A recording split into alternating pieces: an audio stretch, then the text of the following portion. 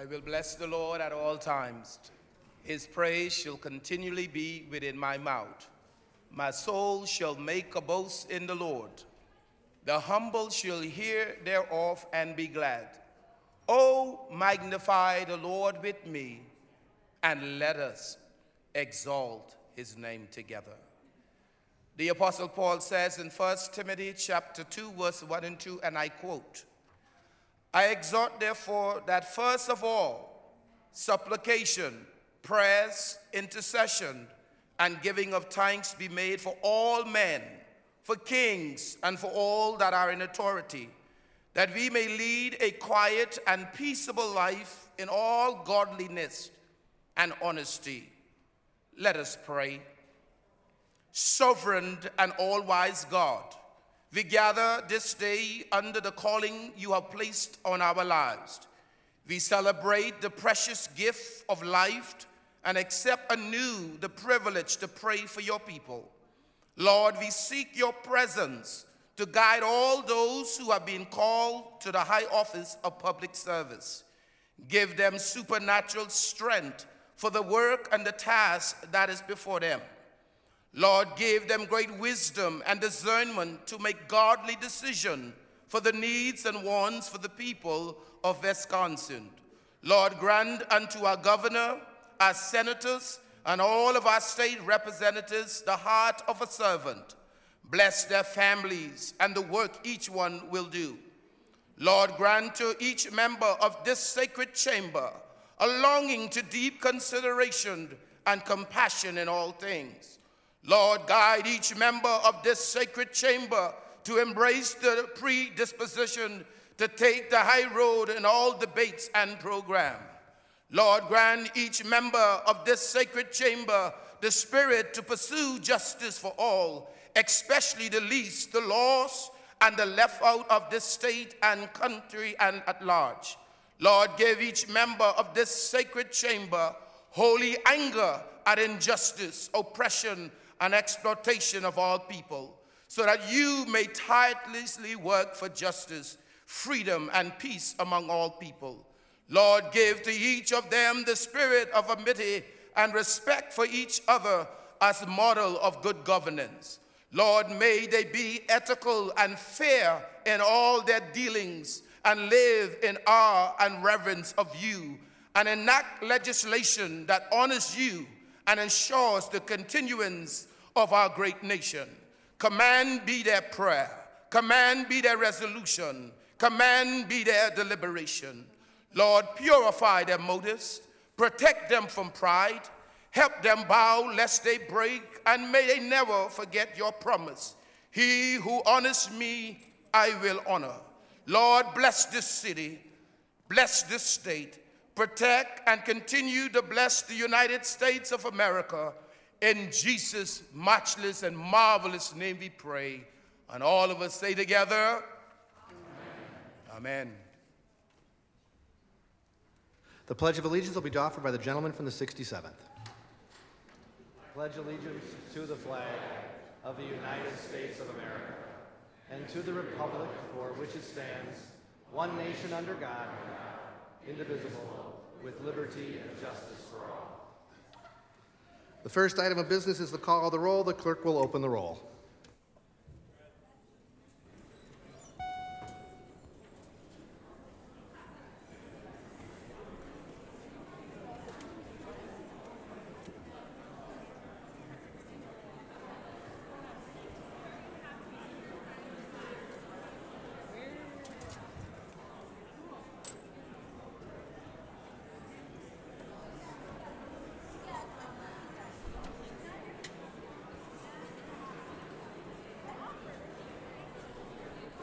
Have all members registered their presence? Gentlemen from the 60th? Have all members registered their presence? If so, the clerk will close the roll. There are 90 members present. A quorum is present. Gentleman from the 45th. Mr. Speaker, I ask unanimous consent for a leave for the balance of the day for the lady from the 12th. Gentleman from the 45th ask unanimous consent that a leave for the balance of the day be granted for the lady from the 12th. Is there any objection? Hearing none, it is so ordered. Gentleman from the 24th. Thank you, Mr. Speaker. I ask unanimous consent for leave for the balance of the day for the gentlemen from the 1st, 27th, 15th, and the gentleladies from the 28th and the 41st, and a temporary leave for the gentlemen from the 82nd. Gentlemen from the 24th ask unanimous consent that a leave for the balance of the day be granted to the gentleman from the 1st, the 27th, the 15th, the 28th, the 15th, lady from the 28th and the 41st, and a temporary leave of absence be granted for the gentleman from the 82nd. Is there any objection? Hearing none, it is so ordered. The chair appoints the gentleman from the 96th Assembly District, Representative Oldenburg, and the lady from the 91st Assembly District, Representative Emerson, to go to the governor's office and escort the governor to the chamber. The assembly will stand informal, awaiting the arrival of the Supreme Court.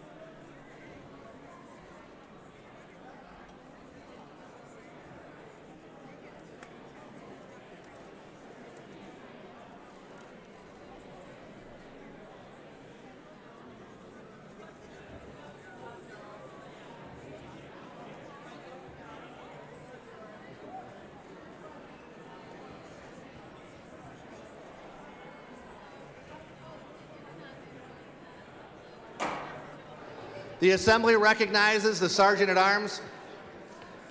Mr. Speaker and members, Chief Justice Patience Rogensack of the Wisconsin Supreme Court has arrived. Yay!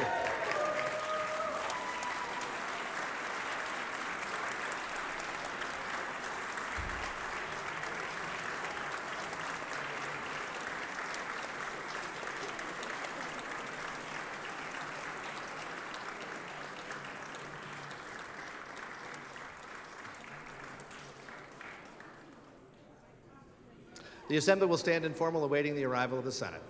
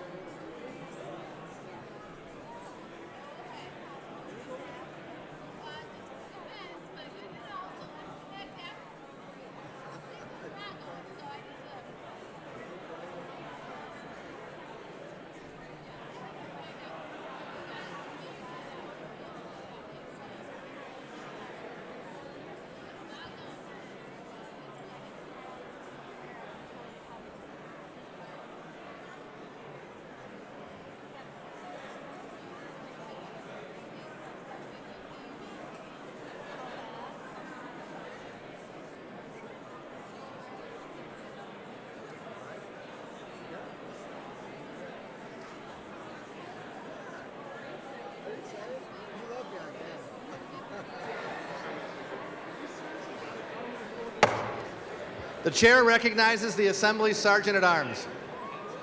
Mr. Speaker and members, the Wisconsin State Senate has arrived.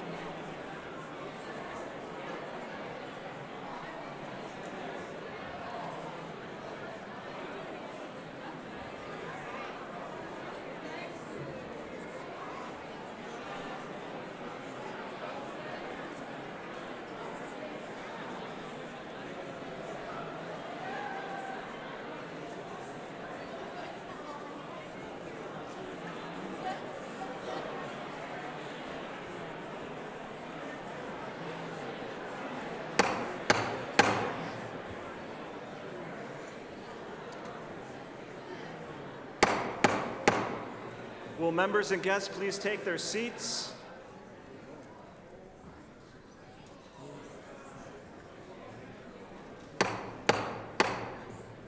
Will members and guests please take their seats?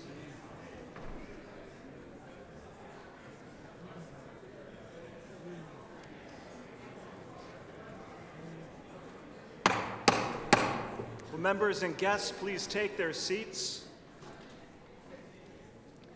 Pursuant to Section 16.45 of the Wisconsin Statutes, the Joint Convention of the Legislature will come to order for purposes of receiving the Governor's budget address. At this time, I would like to introduce our distinguished guests, Chief Justice Patience Roggensack,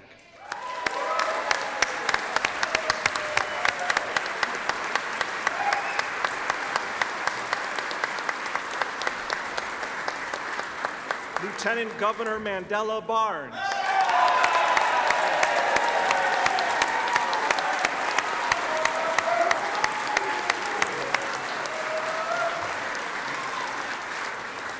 Attorney General Josh Kaul,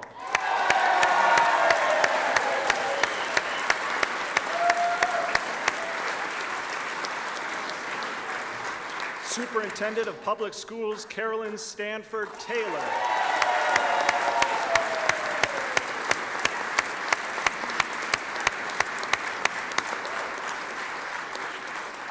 and State Treasurer Sarah Godlewski.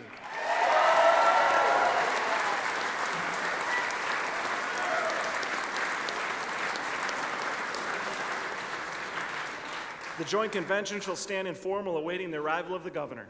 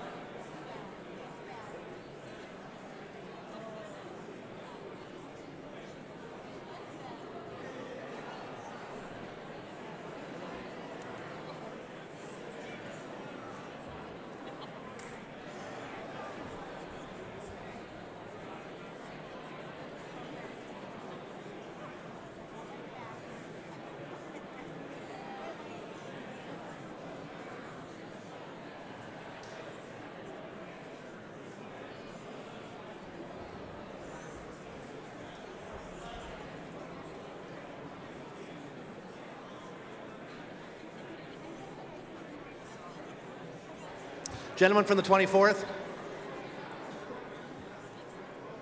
Thank you, Mr. Speaker. I ask unanimous consent to lift the leave for the gentleman from the 82nd. Gentleman from the 24th, ask unanimous consent to lift the leave for the gentleman from the 82nd. Is there any objection? Seeing none, it is lifted. Joint Convention will remain awaiting the arrival of the Governor, who I think could be here.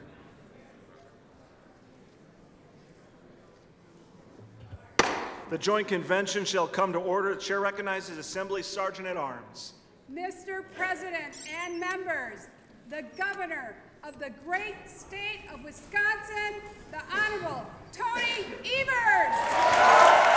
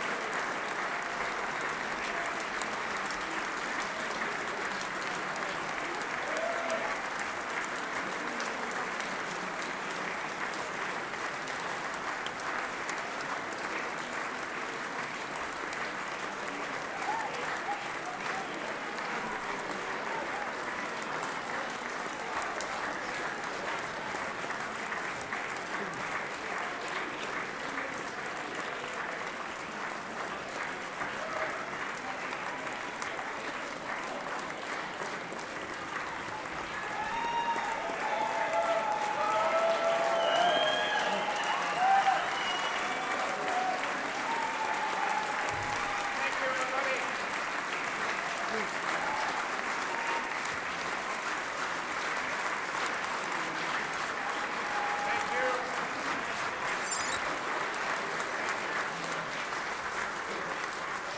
this time, it is my honor to introduce the governor of the great state of Wisconsin, the Honorable Tony Evers.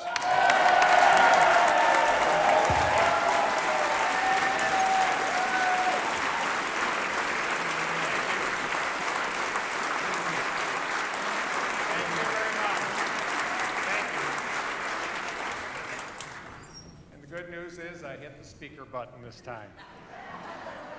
Good evening, everybody. Honorable Supreme Court Justice, thank you very much for being here. Tribal nation leaders, constitutional officers, Major Dunbar, and members of the Wisconsin National Guard, as well as active and reserve members of our armed forces, cabinet members, Senate President Roth, Majority Leader Fitzgerald, Minority Leader Schilling, Speaker Voss, and Minority Leader Hintz, legislators, distinguished guests, and most importantly, the people of Wisconsin, welcome and thank you for being here this evening. Appreciate that.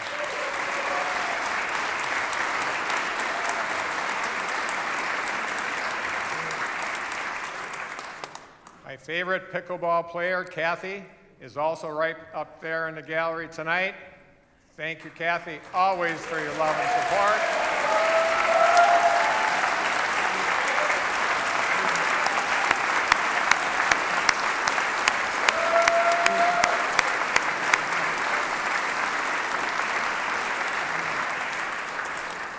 Before we get started, I also want to mention someone who's with us in the gallery tonight. All of you know I talk a lot about connecting the dots.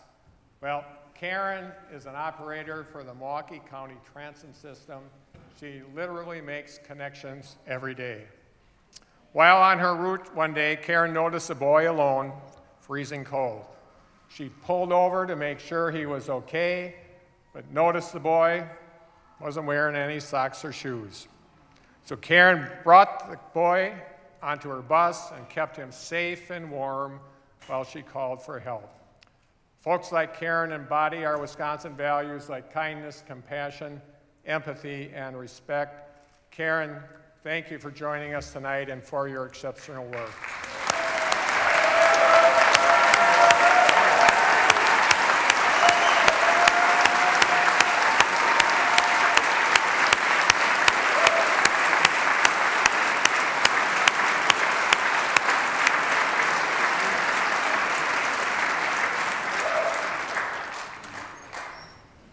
After introducing you to Karen, I'm humbled to introduce myself, but I'm Tony Evers, and I'm incredibly proud to be here as the 46th governor of Wisconsin, announcing my first biennial budget for our state.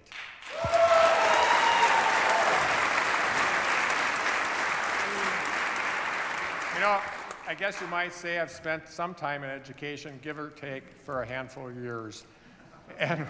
And one of the most important lessons I took away from my time in the classroom is that you learn more from listening than you ever do from talking. So after Mandela and I were elected, we decided we wanted to do a listening session tour across Wisconsin. We wanted to hear directly from the people of our state about what they wanted to see in the budget I'm announcing here tonight. But we didn't want to show up months later, budget in hand, and say, so what do you think? We said we'd always put people first. That's why we wanted everyone to be part of finding those solutions together. So what we did was we turned the standard listening session formula on its head. And by golly, the darndest thing happened. People showed up from different backgrounds and different communities. They sat, they talked to each other, and they listened to each other's perspectives. And they had a dialogue about the problems our state is facing and the best way to fix them. And they ranged from Republicans to Democrats to the democratically disenfranchised to the politically apathetic. And sometimes they even disagreed, but they did so amicably. Never with elevated voices, never out of spitefulness, and never with disrespect. I know in today's day and age, what I'm describing might sound like a unicorn phenomenon of sorts, but the good news is we managed to capture proof of it actually happening. And I'd like to share that with you tonight. So we have a video. Roll it, Lester.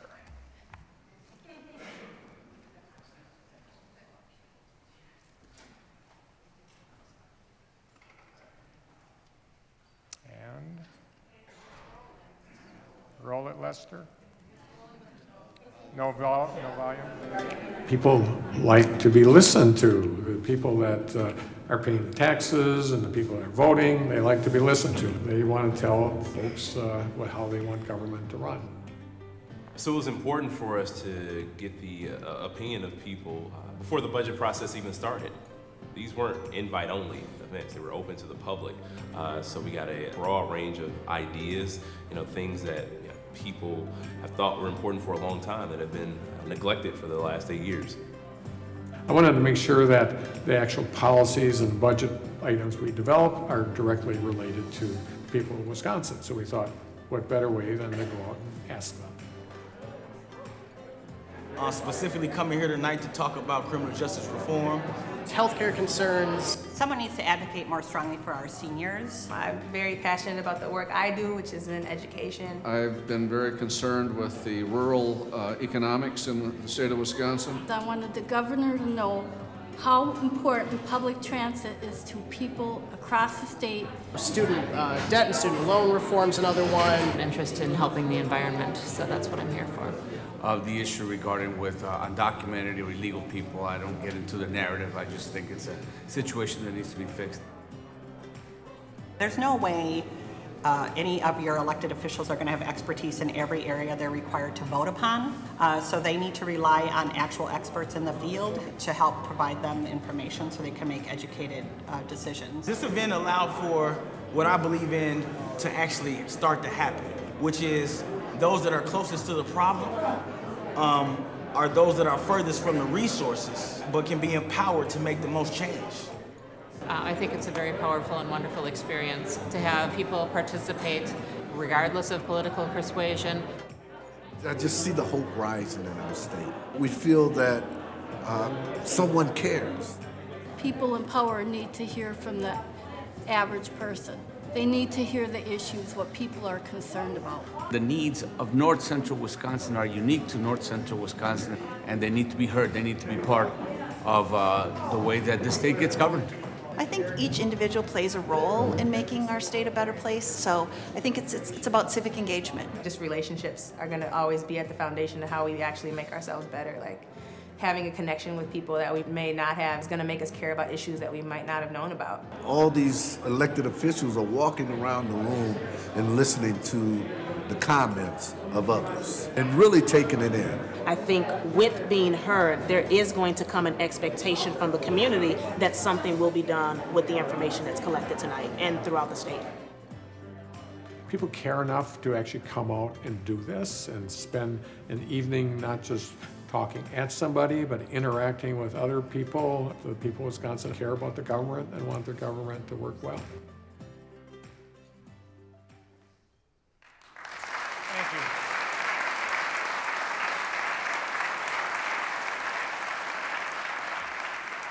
Now, I showed this to you tonight for a few reasons. The first, although I said it tongue-in-cheek, is to show you that people really can get along. The Wisconsinites can come to a room armed with different ideas, to listen to each other and compromise on solutions. Then we should be able to do that right here in this building.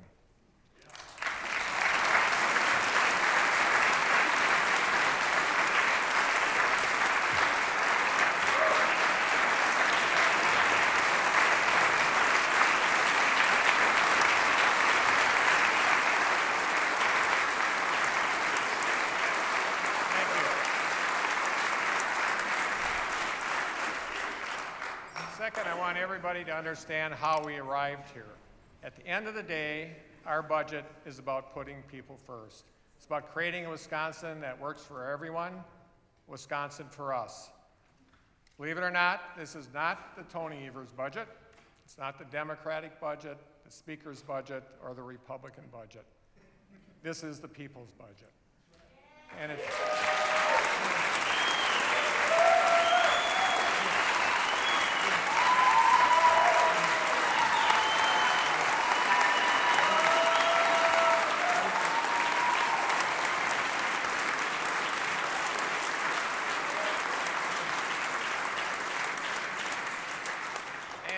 and it's one that we crafted together.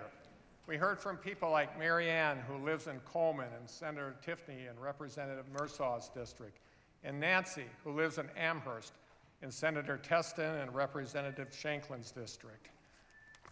Both Mary Ann and Nancy came to our listening session and talked to us about water quality and water pollution issues across this great state. Because of people like Mary Ann and Nancy, we're announcing that we're making safe drinking water a top priority in Wisconsin.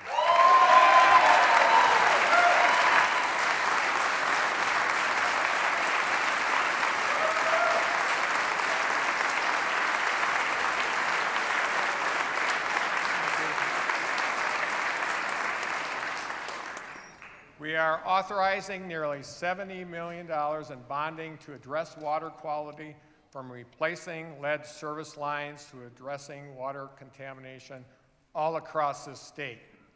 So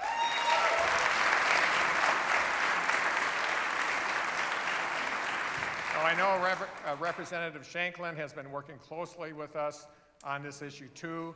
Thank you, Representative Shanklin, and to Mary Ann and Nancy, who are here with us in the gallery tonight, for advocating for this very important issue.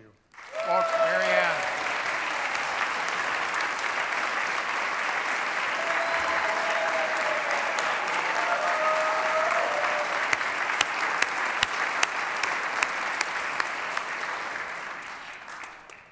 We also heard from people like Tony, who lives in Senator Petrowski and Representative Snyder's district in Wausau. Tony not only has a great first name, but he also came to one of our listening sessions and talked about why we need driver's cards for immigrants and persons who are undocumented, especially in communities where there's limited access to public transportation. Because of people like Tony, we're announcing tonight that undocumented folks will be eligible to receive driver license and ID cards.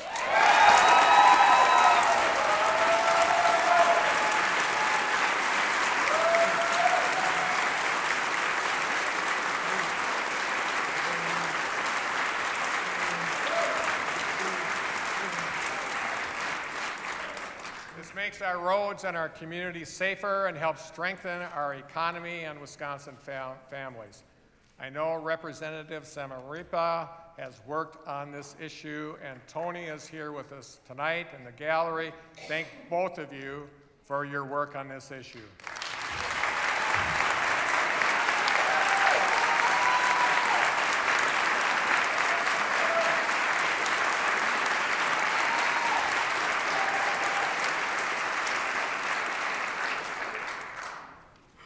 And finally, I shared that tonight so that everybody understands what's at stake in choosing to play politics with this budget.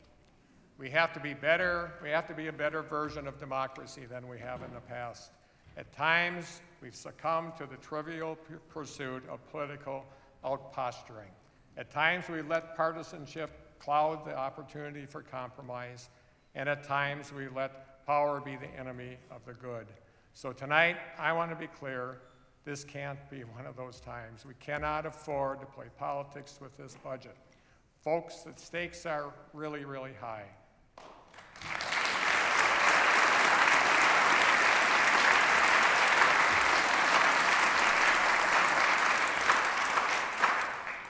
As I told you in my inaugural address, I believe in leading by example. That's why we're going to begin tonight on the things about which we can all agree. I've said all along that reforming our criminal justice system is an area where I know Republicans and Democrats can work together. So earlier this week, I announced we're going to return kids who are 17 to the juvenile justice system.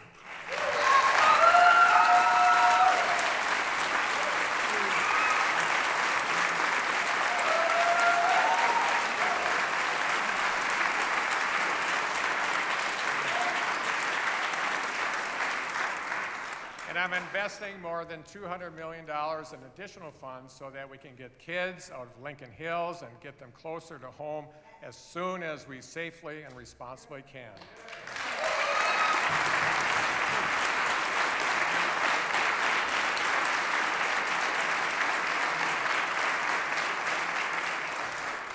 I know there's been bipartisan work on this issue in the past. I want to thank you for your work on this issue, and I look forward to working together with you in the days ahead. Now, juvenile justice is only one part of a larger picture. We have to connect the dots in criminal justice by tackling this issue holistically. Starting the moment someone encounters the justice system to the moment they rejoin our communities, we have to look at everything from alternatives to incarceration, to equity and representation, to substance abuse prevention, to reentry programming. The criminal justice system starts in our communities. So we're announcing tonight that we're allocating $2 million on a grant program for community policing through the Department of Justice in 10 cities with the highest violent crime rates in Wisconsin.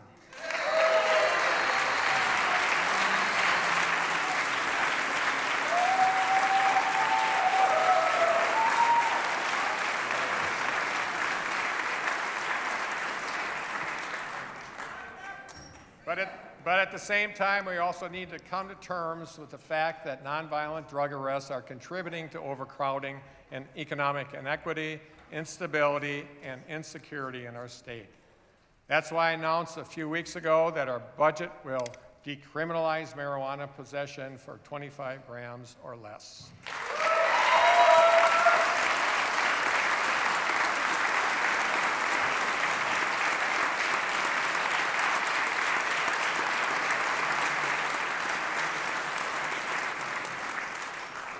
And we also have to ensure that once someone encounters our criminal justice system, that they're receiving adequate, fair, and vigorous representation.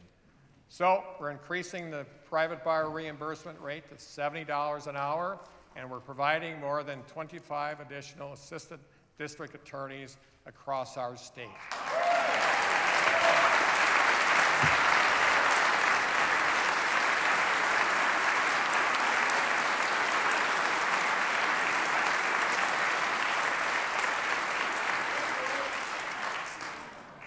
Under our plan, ADA positions will be the highest they've been since 2011. That will allow us to make sure that the justice system is efficient and works for everyone. I know that Representative Bourne recently advocated for similar initiatives and that there's been a bipartisan support for this issue in the past. I'm hopeful that these will receive bipartisan support in our budget.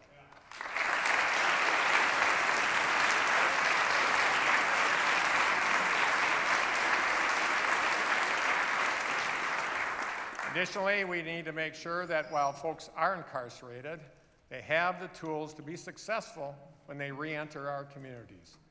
So we're expanding the Opening Avenues to Reentry Success program to all 72 counties, providing support to inmates who have mental health issues and are at risk of reoffending.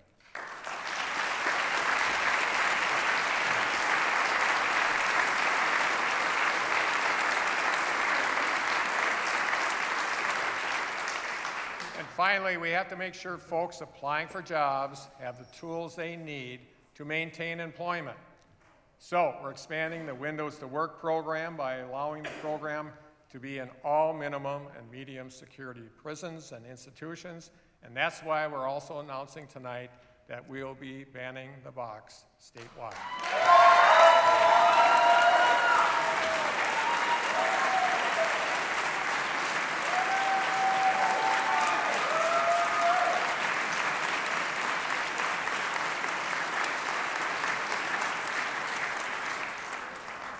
We have to reduce employment barriers and empower the folks reentering our communities with the skills and support they need to live a better life. I know Senator Taylor has been a tireless advocate on this issue, and thank you for your work on this.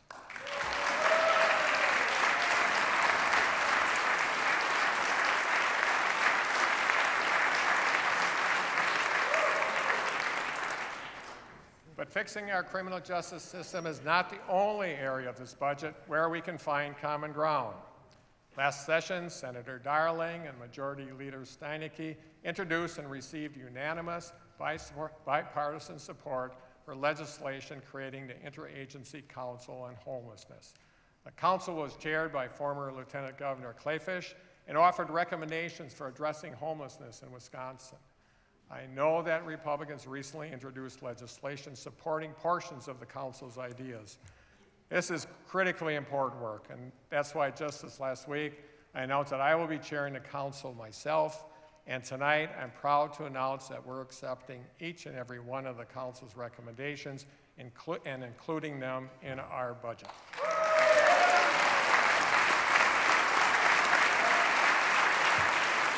Thank you.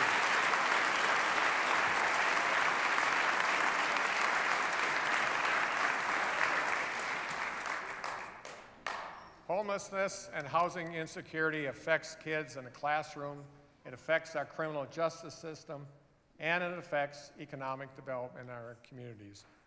We have to connect the dots to get on with this issue, and it's time to get serious about this issue in Wisconsin. Another area we can agree on, and where we have to connect the dots, is expanding access to broadband. Yes. Yeah.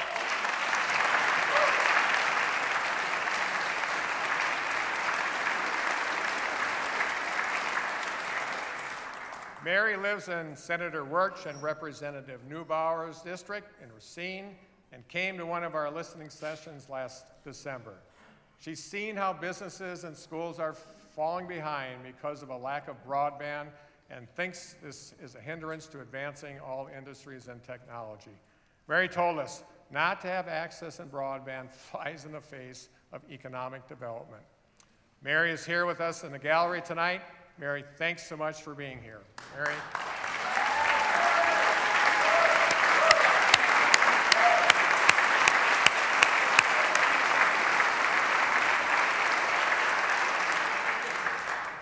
Folks, Mary's right. Lack of access to reliable broadband internet service affects families at homes, and it affects our classrooms, our hospitals, and building a strong economy. I know there has been bipartisan support on this issue in the past, and we absolutely need to double down on this critically important issue. So we're setting a goal of attaining 25 megabits per second download and 3 megabit per second upload for all Wisconsin homes and businesses by 2025.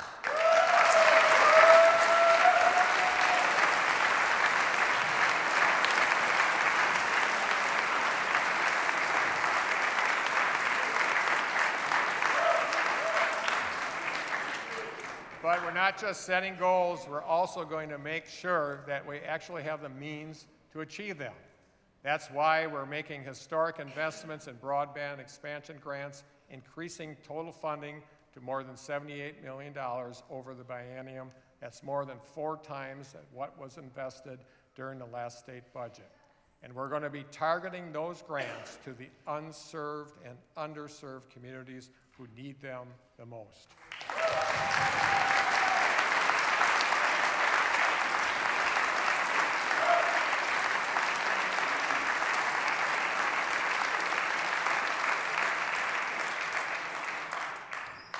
So from broadband to homelessness to criminal justice reform, among many other things in this budget, there's much we can agree upon. I've said all along I'm willing to work across the aisle to get things done. I've said all along that there's more than unites us than divides us. We just have to choose to put people before politics. We have to do what's best for the people of our state. And most importantly, we have an obligation to listen, truly listen to what the people of Wisconsin need and what they're asking of us. That starts with health care.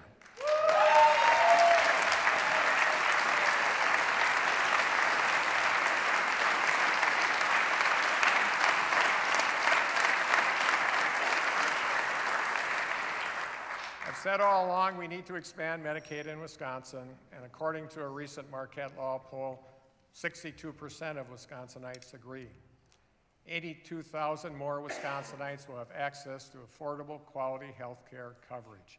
And because we're accepting these federal dollars, we have the opportunity to invest in programs that improve health care access and affordability across our state.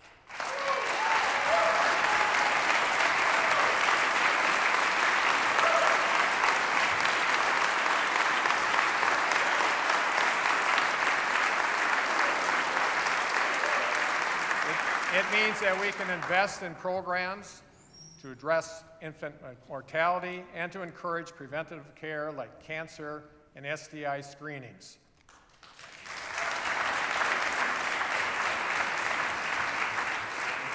It means we're going to put our money where our mouths are, literally, to ensure Wisconsin isn't among the worst states in dental care in the country.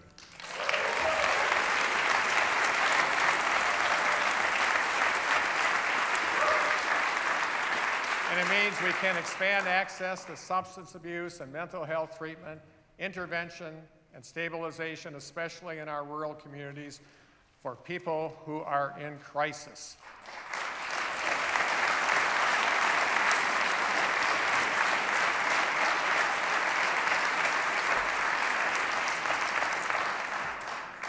So additionally, the people of Wisconsin have asked us to fully fund our public schools.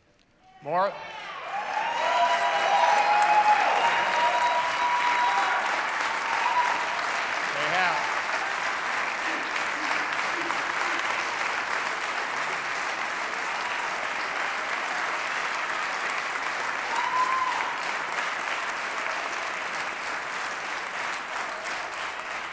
More than 1 million Wisconsinites have raised their own property taxes to support their local schools and their communities. This is simply not sustainable. I've said all along that what's best for our kids is best for our state, and investing in our kids will yield dividends for our future. So we're going to start with K-12 education, providing historic investments and returning to 2/3 funding at the state level.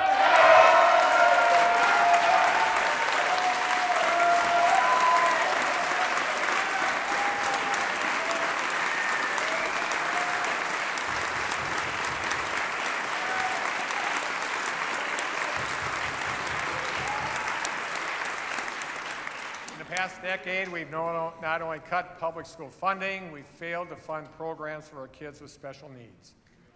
Aaron is from St. Francis and lives in Senator Larson and Representative Sinicki's district. Aaron joined us for our listening sessions in December, and she talked about some of the gaps in our education system and what more support and attentiveness would have helped someone like her when she was growing up.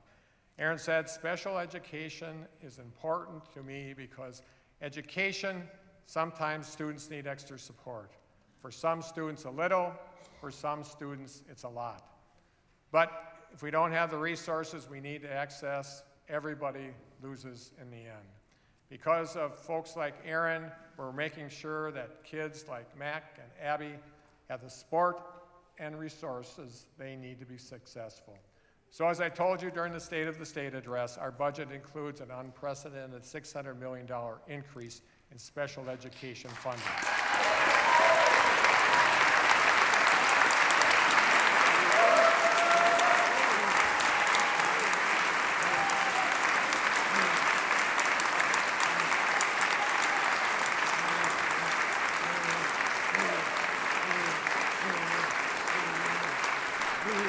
We shouldn't have to squeeze resources to make sure that every kid can be successful. Aaron, Mac, and Abby are here with us tonight in the gallery. Thanks so much for being here, folks.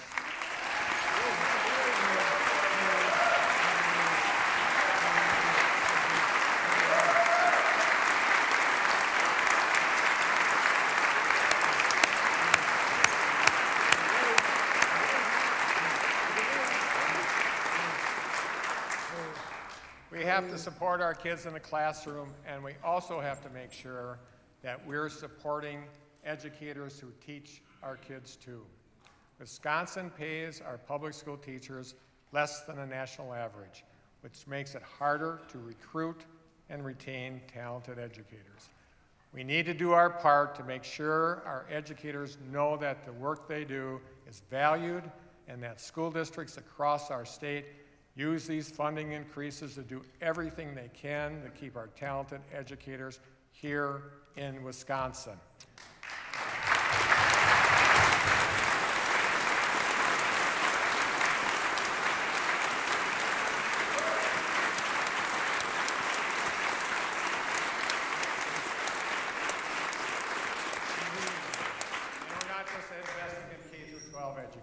We're also going to get back to the business of funding public education at every level, including investing in higher education. We announced this week that we're increasing funding for our technical colleges by $18 million over the biennium and investing more than $150 million in our University of Wisconsin system.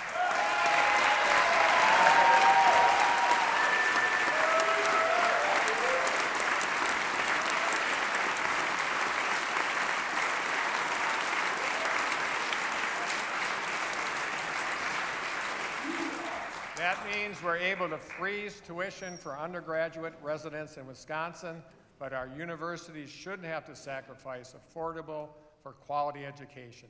So we're not just going to freeze tuition, we're also going to fund that freeze.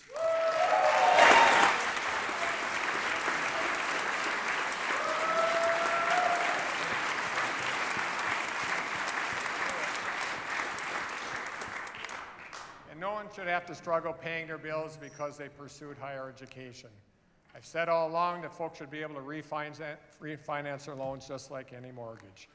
That's why I'm also bringing together State Treasurer Godlewski, DFI Secretary Designee Blumenfeld, and a member of the Higher Education Aids Board, along with others, to work on creating a Wisconsin-based strategy for student loan debt refinancing.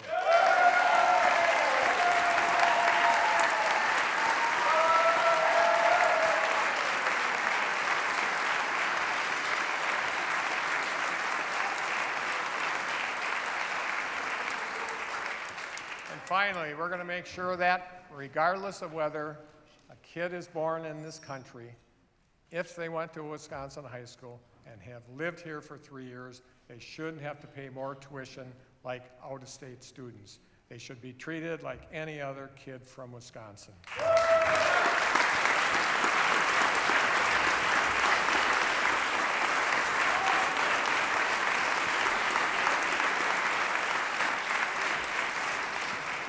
In addition to funding public schools at every level, I believe everyone should have the opportunity to participate in our democracy. People should be able to choose their elected officials, not the other way around.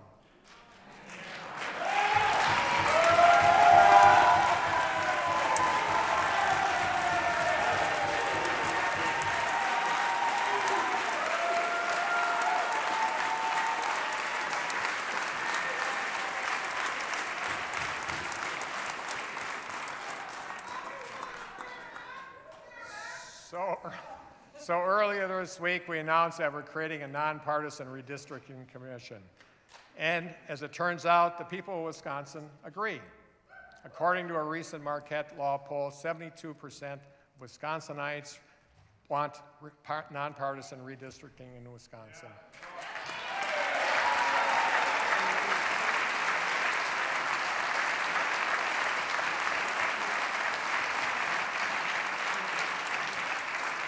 And that's not just these guys. 63% of the Republicans and 76% of the independents support nonpartisan redistricting too.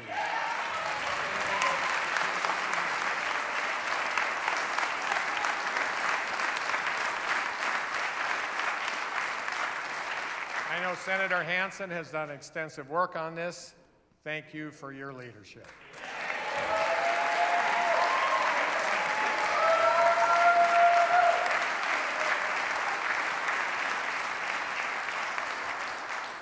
Nonpartisan redistricting is only part of the democratic process and participation. So we're not only including nonpartisan redistricting in our budget, we're also going to direct the Elections Commission and the Department of Transportation to work together on implementing automatic voter registration in Wisconsin.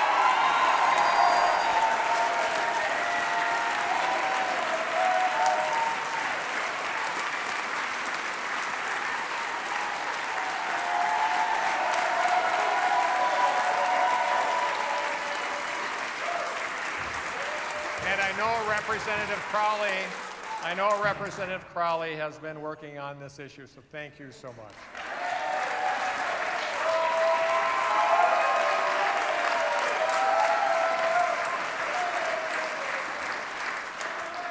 And finally, we turn to transportation.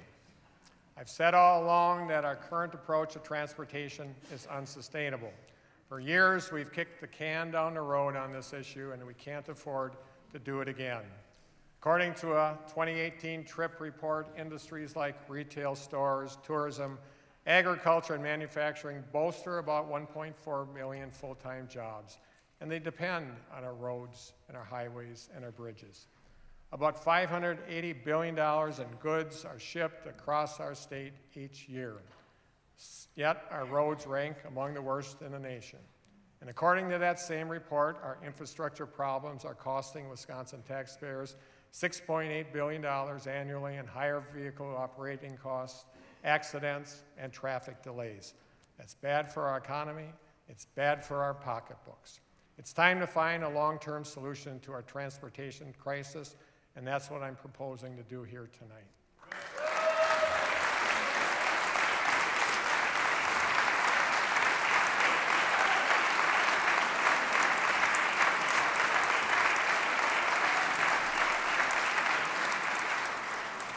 I said when I ran for governor, excuse me, that I'd get everyone to the table and find a solution that works for everyone. And that's what we did. And that's why tonight I'm proposing the largest biennial investment in transportation in Wisconsin state history.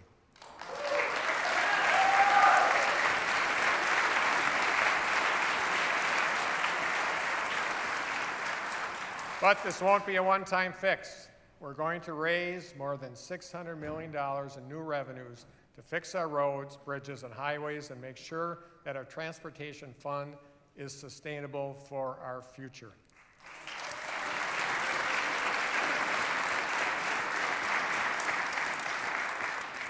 Now, I want to be clear, everyone's going to have to give a little to make this work. That's compromise. That's what it's called. We're all going to have to share the burden so that it's feasible for everyone, and to make sure that we're not passing the buck on to the next generation. We're going to be increasing fees for titles and heavy trucks, and we do have to raise the gas tax. But as I promised all along, we're sure as heck not going to raise the gas tax by $1.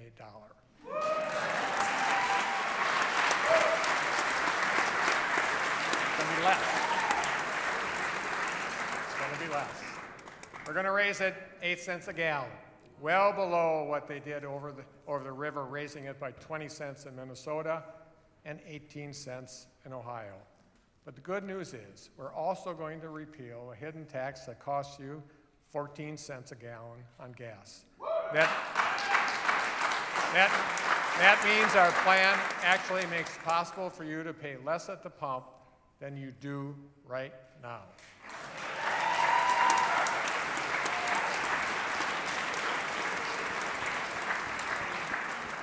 Because of all this, we're going to make sure that local governments don't have to rely on things like wheel taxes to make ends meet. So we're going to increase general transit and transportation aid to counties and local governments by 10% to repair local roads and bridges. Those are the highest levels in Wisconsin history.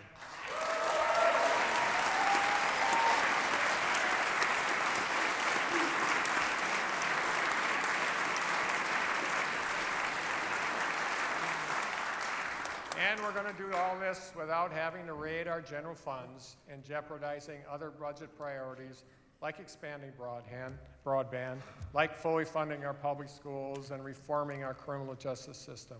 Because our long-term solution on this issue, Wisconsin highway bonding in our budget, is the lowest it's been in over 20 years. It's time we pay our bills and stop kicking the can down the road. At the end of the day, the people of Wisconsin expect and deserve for us to get to work on these present issues. From broadband to health care, education to justice reform, roads to redistricting, these are priorities of the people of our state. Their plight must be our purpose, their crises our call, and their desires our demands. You know, I've heard some remark that people of Wisconsin chose divided government this November. I don't think that's the case. I think the people of Wisconsin didn't choose us to be divided. They chose us to find it within ourselves to be united, not in party, but in promise, to serve our state and to do what's best for the people who sent us here.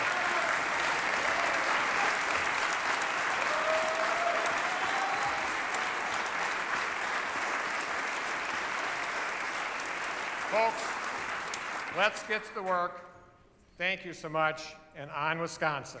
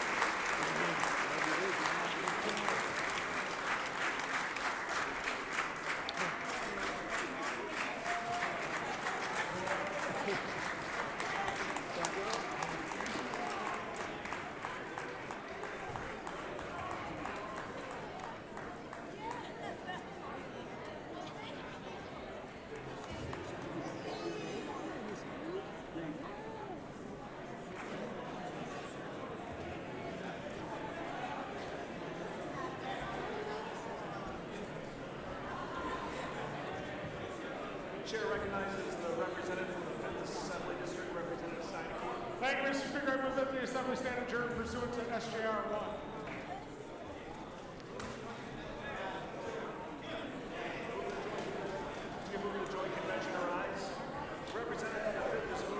Convention arise. All those in favor signify by saying aye. Aye. Those opposed, no. The ayes have it. The joint convention shall rise. Gentleman from the 5th. Thank you, Mr. Speaker. I move that the Assembly stand adjourned pursuant to SJR 1. Gentleman from the 5th moves that the Assembly stand adjourned pursuant to Senate General Resolution 1. All those in favor say aye. Aye. Thank God we're out of here.